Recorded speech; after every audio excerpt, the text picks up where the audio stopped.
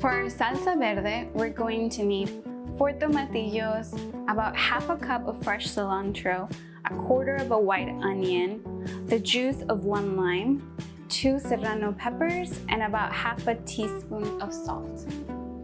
Let's make the salsa verde. I'm going to be adding all of the cilantro into the blender. Even the stems, because there's actually a lot of flavor on the stems. The onion, all of the tomatillos. And I'm using a small NutriBullet, but you can use any blender or even a food processor, whatever you have.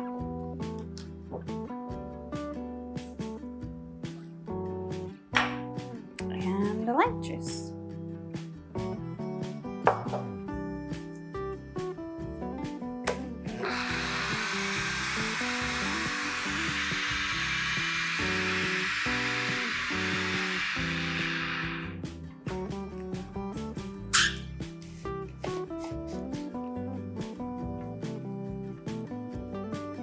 So this is about the consistency that you're looking for.